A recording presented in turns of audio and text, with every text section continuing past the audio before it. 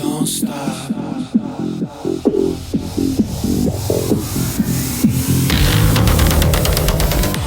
Hi, thanks for joining me today on the Everything and Anything and a Bit Gay podcast.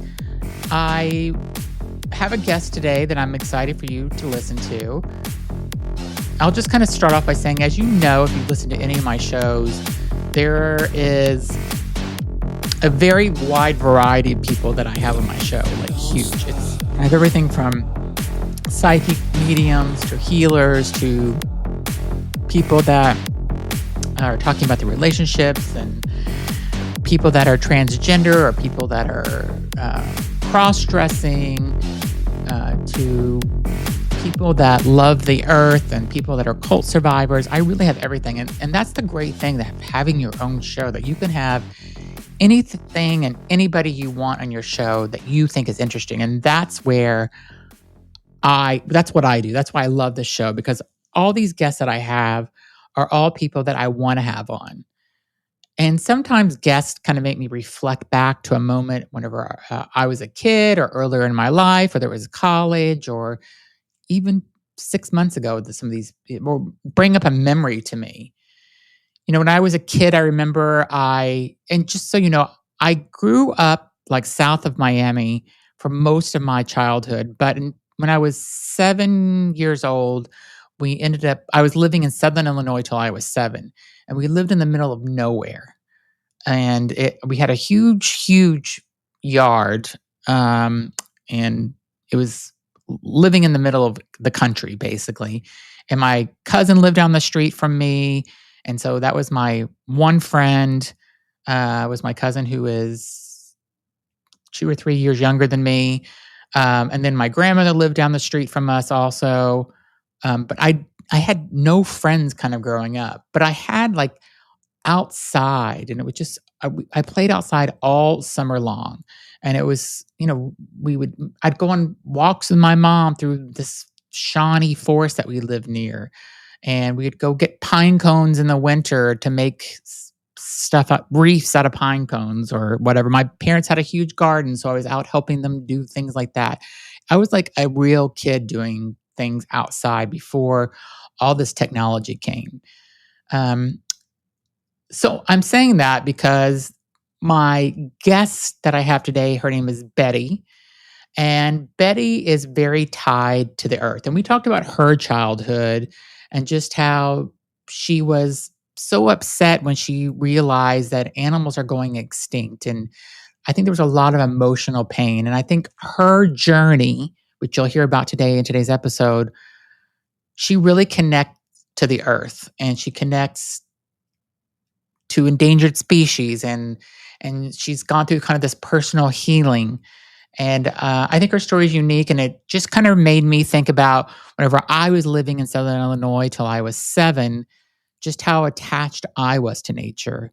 And then when I moved to Florida, I wasn't as attached to nature because I lived in a city, or not in the middle of the country, in the middle of nowhere. We played in the pool and we were outside kids when I moved to Florida, but it was just like different. So Betti's story just reminded me of growing up when I was a kid, where I had this big yard and I would lay in the middle of the grass and just look up at the sky, sometimes for hours, and I'd see an airplane go by. And it was just a different way of life. So that's my little personal story to introduce this story with Betti. So hope you enjoy it. Thanks for listening. Hi, welcome to the Everything and Anything and a Bit Gay podcast. Today, I have an amazing guest.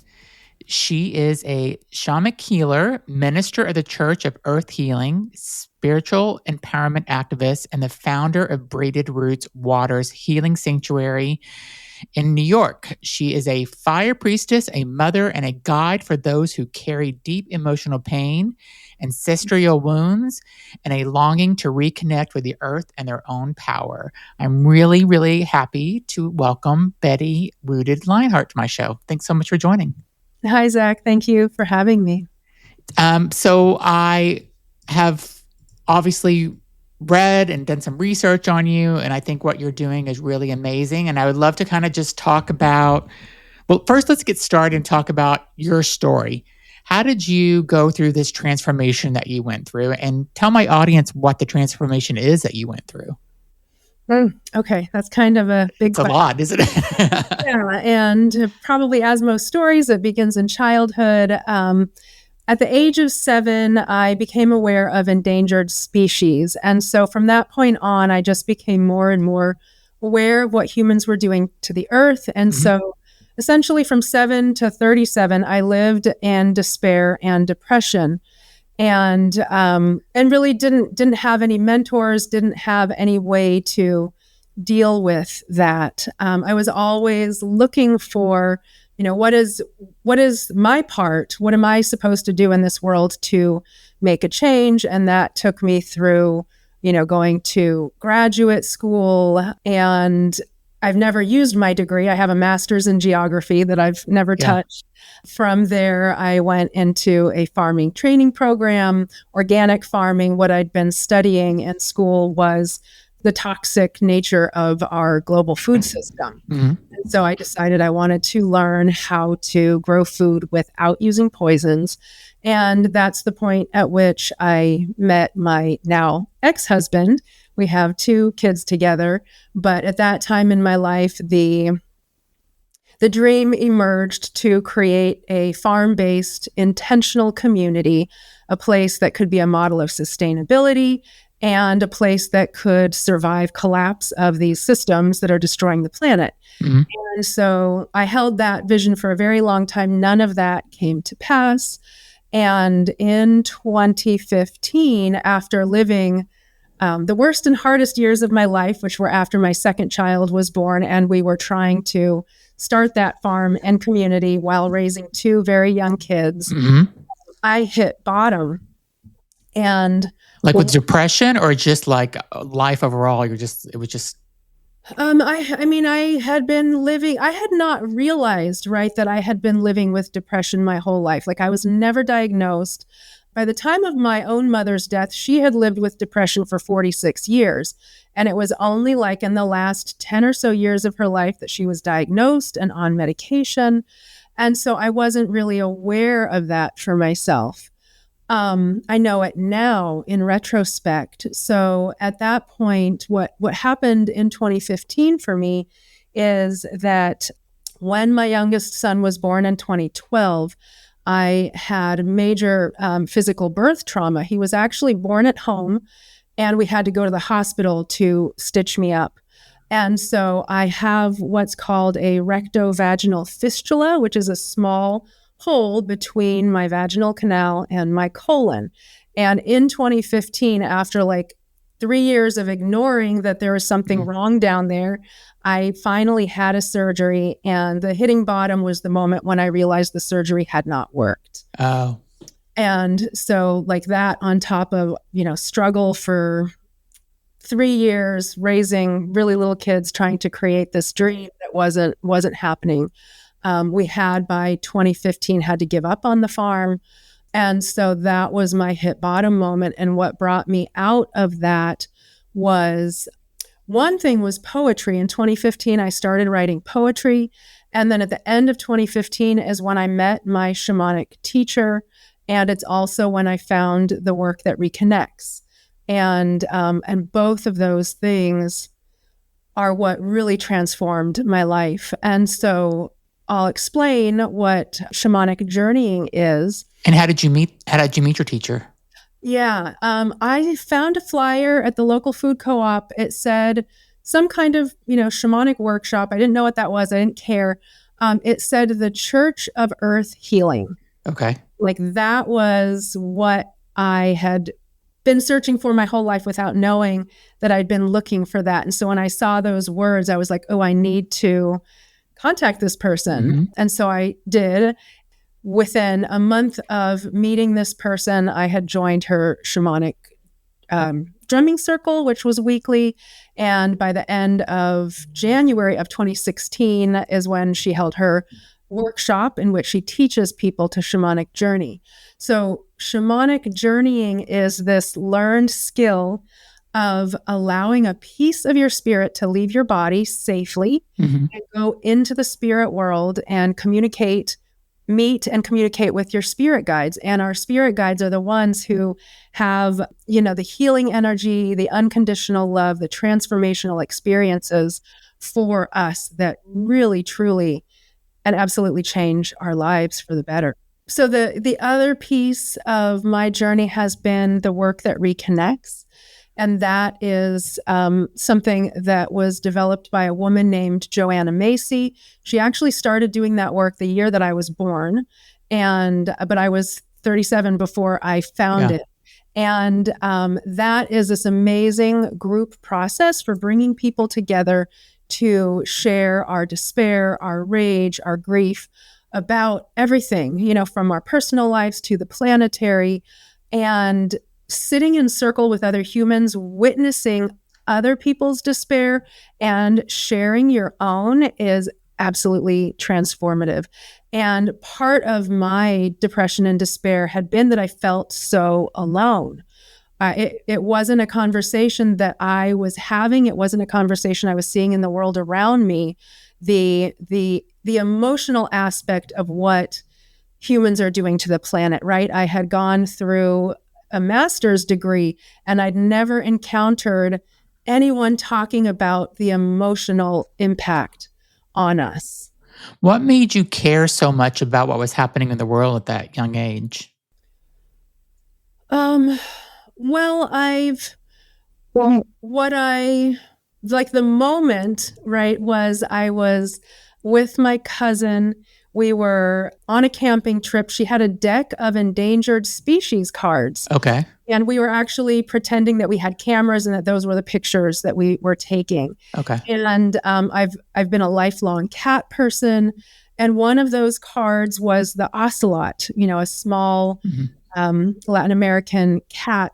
And just that, the fact that it was a cat, and just that understanding that like someday there might not ever be any more of this particular animal is really what activated it. And what I've since learned, like, more recently in my life, is that I am one of the people who is essentially an antenna for the collective pain. Okay.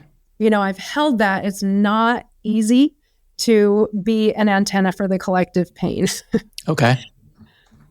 And that was you were 7 at that point. Whenever okay. Mhm. And so you met your teacher, and you met this group of people, and that's where your life started to really. Sounds like is that the transformation when it kind of began? Yeah, absolutely. That is when the transformation began. Mhm. And tell me, like, what did you know right away after you met your teacher that this person was going to change your life? Yeah, I did. Really in the workshop that I took when I went into the spirit world and I met Grandmother Moon for the first time. That was a really profound experience. Walk me through that. What does that mean? You met Grandmother Moon, just so my audience knows. And Yeah. So let me do a little bit, I guess, of backstory. I was raised Catholic, Okay. and that was not ultimately right for me. Yeah. And so I left that religion, and I knew for a very long time that I leaned pagan, but I never explored it beyond like a book, or I never found a group. I never found a teacher.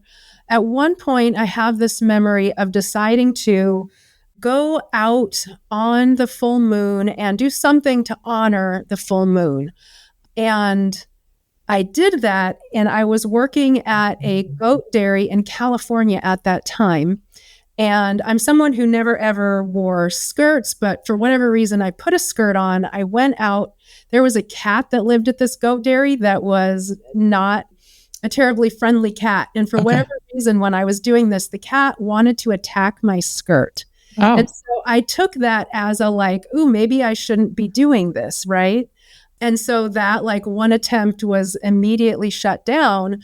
And that was 10 years before what I'm going to share now. in the shamanic journey in which I met Grandmother Moon. So to go on a shamanic journey, the very first, most important thing is to ground, center, and shield. And what that does is it protects your physical body and your spiritual body. And the way that I've been given to do that and to teach is to imagine becoming a tree and rooting deeply into the earth, and then also raising the arm branches up and kind of embracing the moon. Mm-hmm. And so that's how I do this. And then a piece of my spirit slips out of that tree body and I climb up that tree to the moon. And the moon is where I meet my spirit guides. But of course, at that point, I hadn't collected a bunch of spirit guides. I did have already from the previous day, it was a 2-day workshop. I had met an elephant, a chipmunk, and a lioness and an owl. So I had those 4 animal spirit guides. And when I went up to the moon, seeking to meet what my teacher calls a teacher, I just call them spirit guides, but like human form kind of teacher, like a goddess, a god. When I arrived on the moon, I was overwhelmed with this knowing that that spirit guide, that teacher that I was seeking was Grandmother Moon herself. She wasn't visible to me in any kind of human form. It was just this very visceral, body-based knowing that Grandmother Moon is this teacher that I was seeking. And I knew that I needed to get down on my knees and ask her to guide me. And her response was very stern. It was, "You need to honor me properly." And that was imbued with you have known for 10 years that you should be honoring me and you have not. And if you want me to be your teacher, you need to honor me properly. And so that was very stern, but she has since, her personality is very, very loving, very supportive, very healing. But she was just very clear that I had a responsibility here. Is that how you learn to be a healer yourself? Yes. Okay. Yeah, through the shamanic journeying, through taking my teacher's year-long apprenticeship. Yeah. Tell me the type of people that come to you for these sessions and, what's some of the issues that they're having that you're helping them solve? So I'll speak to my own healing journey has very much been about finding and reclaiming and using my voice, becoming empowered to do my work in the world. So those are things that I specialize in, and people definitely come to me for that. We've sort of talked about one of the things that I specialize in that work that reconnects. I specialize in working with people who feel the despair, the grief, the rage, like I call it all the hard and heavy emotions. I held for 6 years what I was calling a despair and discovery circle in Ithaca, New York. And so that's one of the ways that I would connect with people, really people who are feeling those emotions about the earth. And so I help people with all of those things. And also the the relationship stuff, the job stuff, the health stuff. Shamanic healing it's really the most ancient way that humans connected to spirit and to the earth and healed each other. And it's holistic. So it covers the emotion, the spirit, the body, the mind, all of it as this system. None of that is separate from each other. And we'll be right back. Okay, and now back to the show. When you're bringing somebody into a session, it's not just one and done. Are they coming back kind of to get healed through multiple sessions? Ideally, yes. I mean, of course, there's always some people who come one and done. There's a specific need that they have, and the shamanic healing can really meet that need and change something significant for them. And then you don't hear from that person again. But yes, it is most transformative working with someone over the long term, multiple sessions. We can really shift things dramatically in that way. And one of the things that I most love doing is actually teaching people to shamanic journey, because what that does is puts your own healing into your own hands. Yeah.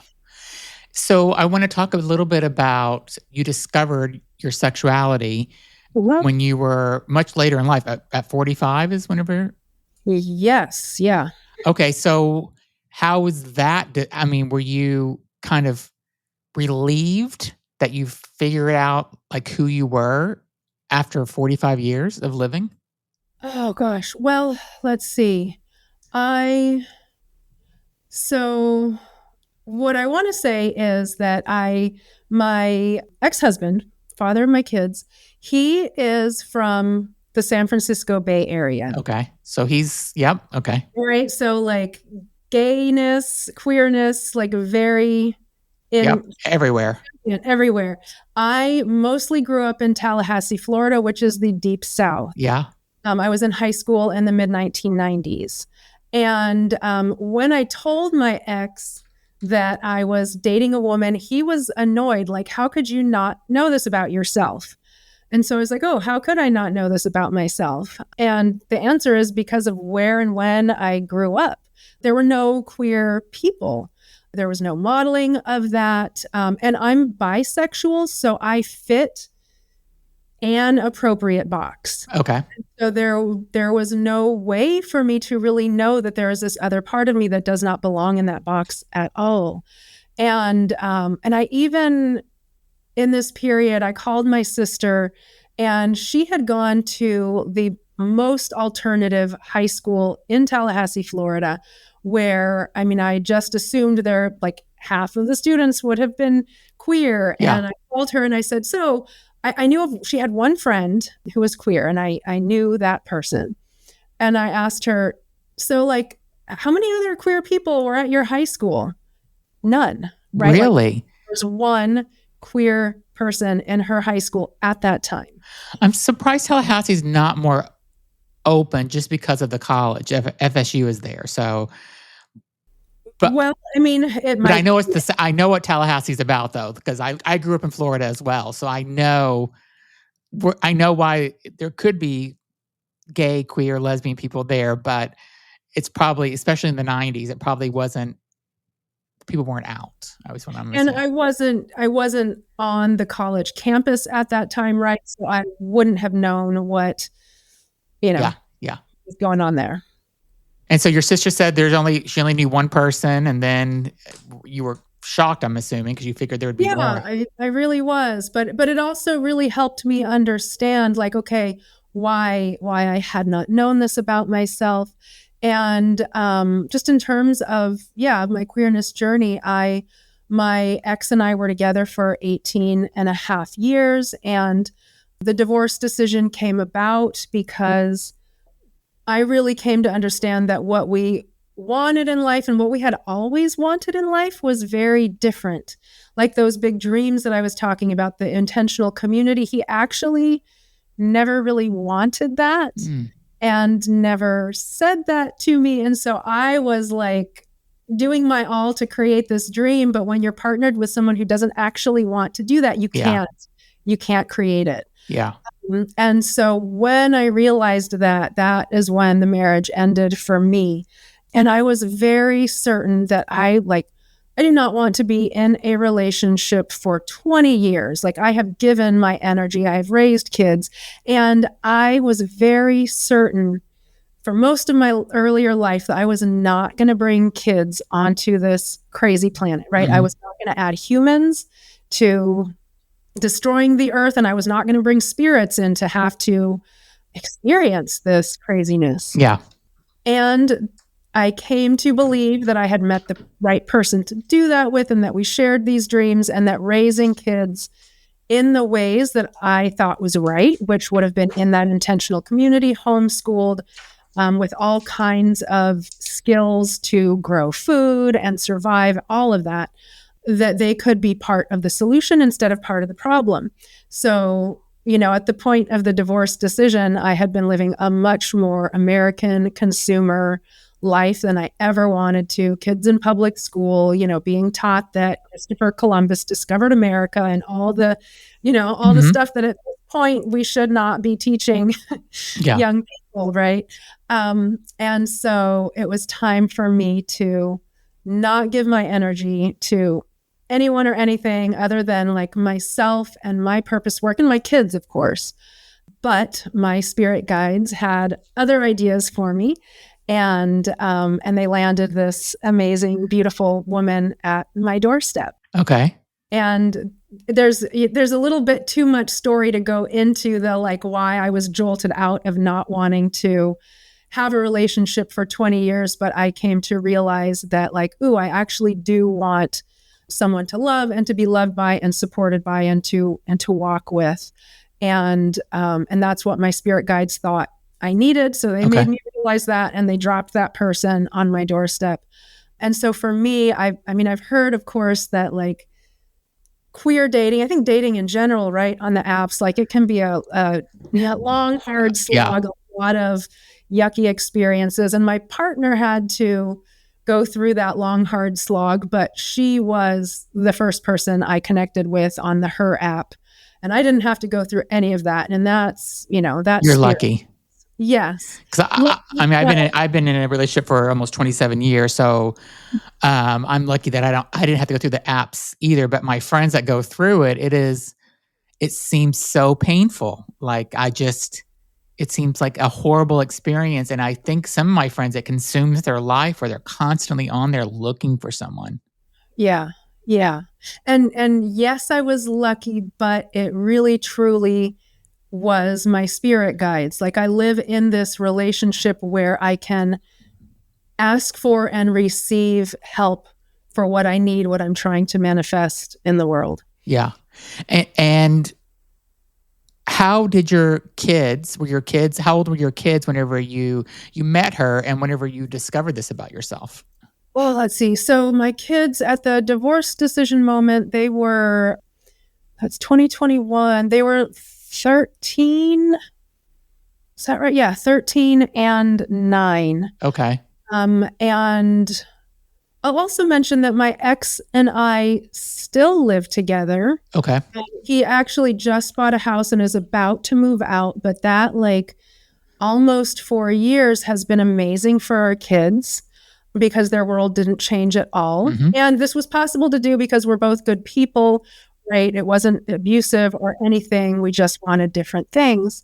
And so, I brought this relationship into this home where my ex also lives. And so I met her in June of 2023. So like 2.5 years after the divorce decision. And we spent June to October getting to know each other before I introduced her to my kids. Yeah. And, some people would say it should be a bit longer than that, but it's whatever works for you, I think. It was very, very clear that we were each other's people. Yeah. And so it was the right time. And the kids get along with her. They love her. Our dog loves her. And my husband thinks she's a nice person. I think it would have been much more difficult if I was bringing a man into the house. Yeah. And she's not a big bulldozing personality at all. She is very much someone who, fits in and does not cause conflict. And I mean, kids are so different from whenever I was growing up or you were growing up. So I'm assuming your kids didn't even blink an eye, right? I mean, they didn't. I mean, even well before I knew that I was queer, right? They had just been raised with the conversation is that like, when you are ready to fall in love with someone, it is okay if you fall in love with a boy or girl or, whatever you want. Genders are in between that, right? So that is just what they were familiar with. And so they didn't really bat an eye. Yeah. I mean, I guess it depends on what part of the country you live in, but I do feel like kids are coming out in junior high and high school now and figuring out who they are. And whenever I was in high school and junior high, I grew up in south of Miami area, and that never would have happened. You never would have came out. I'd tried to deny it for so long to myself that I was even gay. And so if I would have tried to come out in high school, I don't know. I would have been so bullied that I probably would have had to been taken out of school. Yeah. And I mean, there were, again, no queer people in the high school that I went through. Yeah. And yeah, so I do live in near the Ithaca, New York area. That's where Cornell University is. It's very liberal. Yeah. I love that area. It's beautiful. The most alternative high school that's here is like full of queer young people. And you call yourself a fire priestess. Tell me what that archetype or role means to you. Well, so I'll start by saying that I am a Leo and I'm cuspy with Cancer, and I've always identified with Cancer rather than Leo, right? Because Leo is the fiery leader, and that has never been me, right? I've had to go through this 9+ year journey to find and use my voice, to be sitting here with you having this conversation. And so becoming a fire priestess has been this 9+ year process of developing a relationship with fire, like physical fire, but with my own internal fire. And it has involved, it began just with, lighting a candle every day at my sacred space in my home. Part of Grandmother Moon's "You Have to Honor Me Properly," she told me how. I needed to light a candle every day, and I needed to burn a little bit of sage. Okay. That's how I honored her, and that is what began my relationship with fire.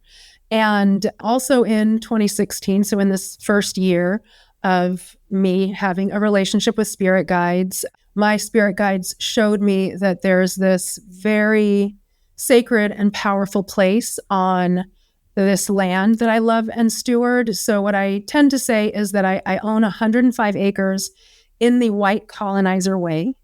And that land, once I learned how to listen, the land told me that it wanted to become a healing sanctuary. Okay. And that its spirit name is Braided Root Waters. And so I was shown this sacred center of this land is this rather large medicine wheel. And the medicine wheel is this beautiful, similar to Wheel of Life concept, in which the 4 directions, north, east, south, and west, are related to, for me and at this land, the north is related to water and Grandmother Moon and our emotional body. The east is related to fire, Grandfather Sun, our spiritual body. The south is related to Mother Earth, the element Earth, and our physical body. And the west is related to Father Sky, the element air, and our mental body. So it just has multiple layers of meaning. And when I was shown this space, that it exists there, I was given a lot of instructions for making it visible to humans: stonework, posts, tree planting. And at the center was an altar, a spot to sit. There was no fire in this medicine wheel anywhere. And then eventually, a few years later, I was shown to create a small fire circle in the east and to sit in solo sacred fires there for a year. And then after that was complete, I was shown a small fire in the south and to sit and have solo fires for a year in that spot. And then in the west, right, the following year, and then the north, and finally the center. And so now this space has 5 fire circles. And this is a place where I have like equinox and solstice gatherings, various things. I'm about to start doing more, calling people into the sacred space to do healing work together and community building. Being a fire priestess to me means that I have this very deep relationship with that element. And that element to me really is the embodiment of transformation, and bringing transformation into my own life and other people's lives is ultimately what I do, like on a very foundational level. And bringing people together around fire is very much a part of that. And at some point along this journey, just this this knowing emerged for me that the reason that humans tend to sit in a circle is because we used to sit around fire. And when you're sitting around fire, you're sitting in a circle. Yeah. And that is the ancient origin of humans sitting in a circle. And that work that reconnects, that despair work that I do, is humans sitting in a circle and coming together. You know, you kind of you talk about helping people reclaim their voice, their power, and their purpose. What are some signs that someone that is out of alignment of their true purpose, like, and how do you help them kind of reconnect to who they are? Well, the signs are that someone is unhappy with their life, unhappy with their job, unhappy with their relationship. There's just this level of discontent. There's a knowing that, like, I'm here to be doing something more than, doing the 9 to 5. Yeah. But what is that? Right? What is my purpose? And so in the spiritual circles, right, there is this idea that we, before we come into a human body, our spirits sort of decide, what it is that we're coming here to do. And then we're born here and we forget, right? We are infants. Our brains still need to grow and develop. We forget. Now, if you go back thousands of years to our tribal origins, when we would come in, actually before we were born, the people, the shamans of the tribe, the medicine people, would do rituals and communicate with the spirit of the child in the mother's belly and find out why they're coming. And that I learned from Sobonfu Some, like, that is not my own knowing. Yeah. And so then the community would know why we're coming, and we're born and we're caught in this community where every adult in that community, their purpose is to love and support and guide us in our mission. And what we're here for, right, is to contribute something of value to our community. And so from the earliest age, that young person would be watched and mentored by multiple people. And by the time our bodies are biologically adults, 12, 13, 14, we were skilled. We had a role in our society. We were ready to procreate, right? Like, I'm 47. I could be a great grandmother right now. Yeah. But I'm raising, 13 and 17-year-old children. Yeah. And I'm not, like, we don't anymore live in a world where that's supported. Yeah. But so going back to the original purpose, right, or point, is that we come in and we're not caught by any form of community. We're lucky if we have a nuclear family of origin that's not broken, that's not abusive, that's not, all of these difficult things. And there just isn't really any way to find out what our deeper purpose is without, living a life of this trauma, that trauma, trying this, failing at that, or doing really well in this career, but it's, emotionally draining. It's not why I'm here, all of these things. And so we tend to have to hit bottom, like I did, to be like, okay, I can't do this anymore. Something has to give. We'll be right back after a word from our sponsors. Okay, now back to the show. Tell me how I'm assuming a lot of people that you're helping are part of the LGBTQ plus community. Is that accurate, or is there? That is the direction that I am definitely moving in. Okay. So I began the shamanic journey in 2016. I became a shamanic healer in 2019. I discovered that I was queer in 2023. Okay. And so, I do want to say that, like, along that journey, I started my own small housekeeping business to, like, earn income, support my family, and be, moving along this spiritual path. I had several queer housekeeping clients because I was someone who just felt safe to have come into their home and clean their home. So there is that energetic of like, I am someone who feels safe. And so, yes, I have worked with queer people because they do come into my field even before I realized I was queer. But my own queerness journey, the first year was really about my relationship with my partner. And then the second year of that journey has really been about what does queerness mean to me and how do I serve this community that is now my community. And so what I'm doing now is I've just ended that despair and discovery circle that I held for 6 years and have launched the Queer Despair and Resilience Circle. And so that's a fully online so that I can have a broad reach, once a month opportunity for queer people to come together in a virtual circle to, share the rage, the despair, the grief, to do that, witnessing others, being witnessed, and feeling transformed in that space. I think it's so important to do stuff like this now, just because of the state of the world and where we are. Like it's, I do another podcast where I do 10 minutes or less of LGBTQ plus news. I do it a couple of times a week. And all the stories, I try to find positive stories, but it's all so 80% are negative just because of the state that our community is going, trans people, what they're going through. It's insane, the rights that are being taken away and how people are being targeted, and it's sad. So I think groups like this are so important for people to be able to come together and feel that support. Yeah, I'm really excited about it. Have held one circle so far, and the next one is actually this coming Monday.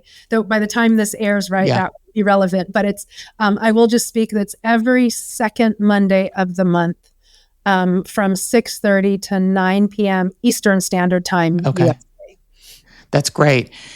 And how are you feeling, kind of about as being a healer, and when you think about like where you kind of started, where you're thinking about these endangered animals and stuff, and having the earth kind of regenerate itself, are you feeling better about that now, or are you like, what's your feelings on that? Yeah, that is an excellent question. Am I feeling better about that now? And maybe you're feeling, and and part of my question is, are you feeling better because you're doing stuff about it as an individual, like, is that? Thank you. Yeah. So yes, I feel like I am actively taking steps to do what I am here to do. Okay. And the world is actively, falling apart around us, and species are going extinct left and right.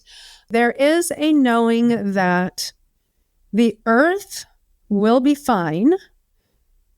Humans might not exist. A lot of the species might not exist. The earth will be fine. And over billions of years, something new and different and beautiful can and will emerge. Like once the earth has dealt with all the toxins that we've spewed and all of that, like that, fine. I understand that, but that doesn't help me with like humans. I would love for humans to still be here. I would love for tigers to still exist, and trees, right? So there's different levels of view, I guess, to take.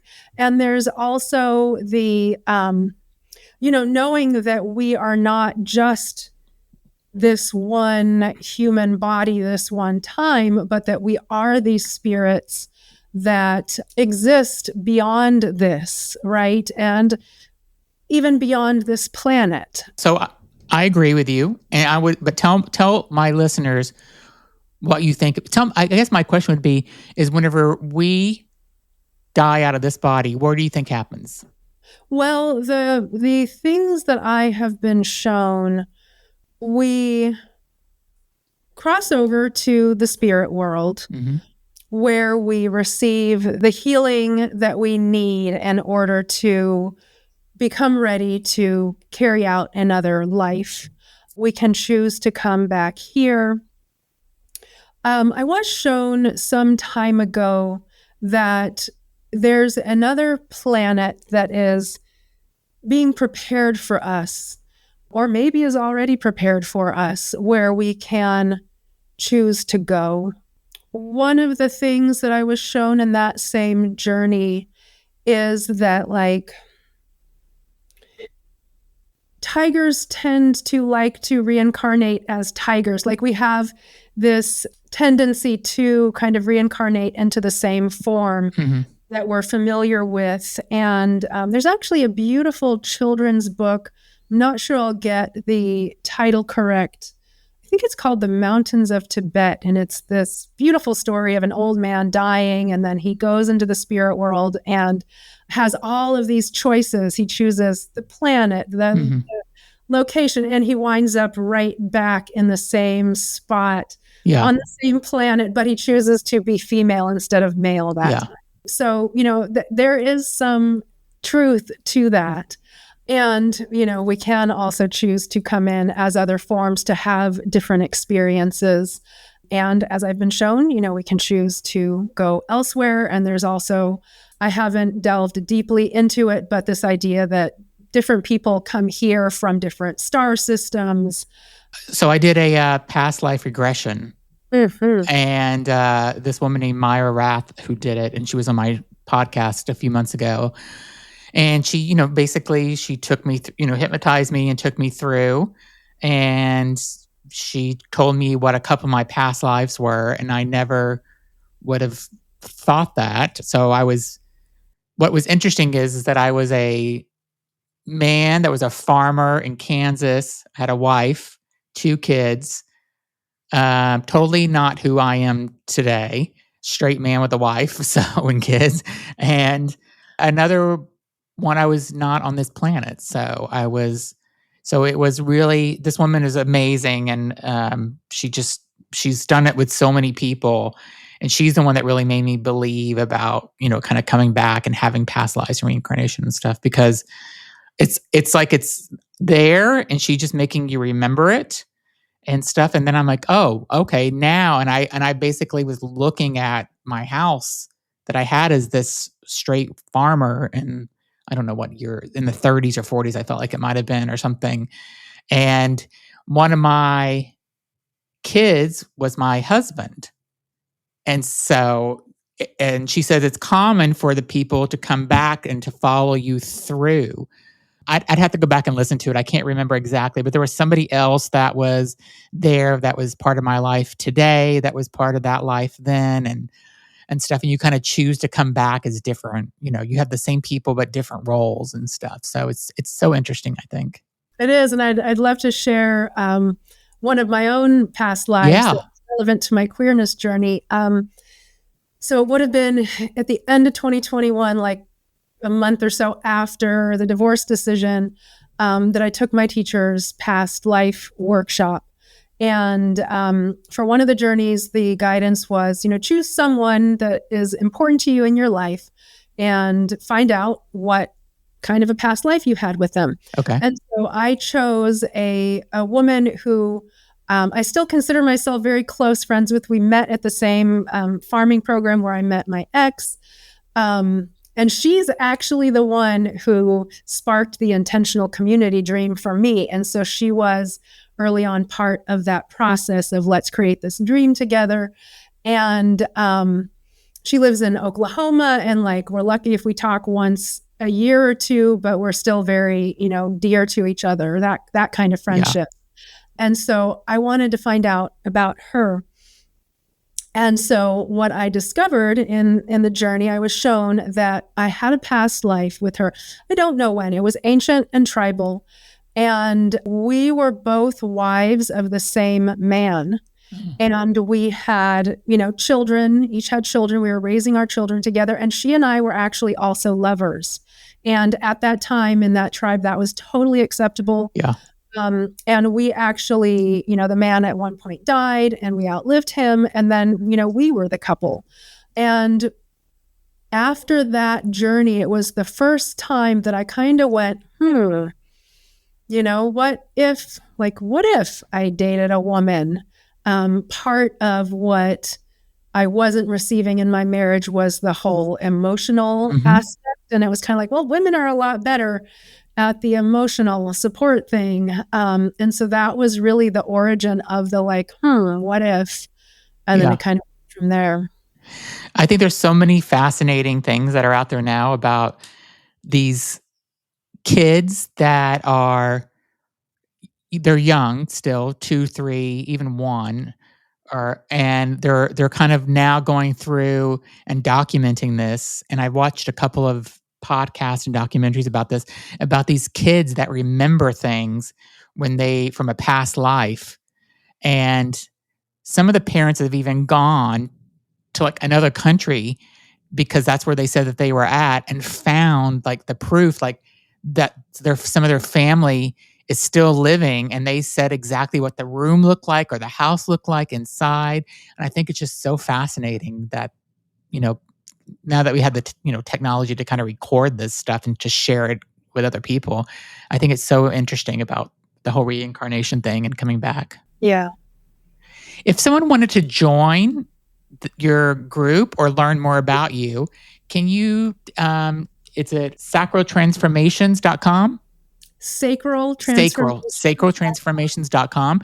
I will put that link in the description of this podcast or video so people can come and find you. And are you on any of the social media platforms that they should look for you as well? Oh gosh, I'm a little bit and supposed to be more. I'm not really a social media person. So really my website is the best place. Yeah. Great. And you're more social media, but yeah. Well, I'll promote you on my social media and drive people to your website, and all the information about joining your online bi-weekly circle, that would be on your website, I'm assuming, for them to go. Yeah, the Queer Despair and Resilience Circle. It's once a month, second Monday of the month. And yes, I'd love to give you the link for that so that it can be easily linked. Send that to me as well, and I'll include that. And if somebody wants to meet with you for healing, can they contact you through your website for that as well? Yeah, absolutely. And I'd also love to give you the link for going to my website. And if you put in your name and your email address, then you'll get in an email a voice recording of a guided shamanic journey. So I would guide you through an experience of journeying so that you can try it out for yourself and see what it's like. And yes, you can connect with me online, and I can give you a link for people to book a call with me too, if you'd like to. Send me all that, and we'll include that for all of the listeners so they can do it. Thank you. I mean, I think I love what you're doing. I love what you're about. I love it that you found out who you were, even though it was a little later in life, because I think a lot of people go through their whole life and never know who they really are. So it's great that you've been able to do that. Thank you. And it's inspiring. I mean, because I'm sure there's people listening to this podcast that are living the life that they don't really want to live and aren't being honest with themselves, or just don't know maybe. And so maybe you'll be that inspiration for them to think about it a little more. So that would be wonderful. And if I could add one more thing. Yeah, go for it. That like organized religion has been so harmful to so many queer people. And the shamanic spiritual path is such a safe and welcoming spirituality. And like I said, it's the most ancient way that humans were spiritual, and it's in everyone's ancestry. It belongs to everyone, and anyone can learn to shamanic journey and be directly connected with their spirit guides, directly connected to the divine. And so I really want that for everybody, and queer people in particular who've been so harmed. Yeah, that's amazing. And you could help them do that if they wanted to? Yes, that is one of the things I most love doing. Okay, that's amazing. Well, thank you so much, Betti, for being on. I think you're a fabulous guest. I love your story. Like, again, it's so inspiring, and I think it's really going to resonate with people. So thank you for having me, Zach. You're welcome. Everybody, please leave a comment and go to Betti's website. I'll put it in the description of this podcast or video, however you're watching or listening. And thanks for being on again, Betti. Yes, you're welcome.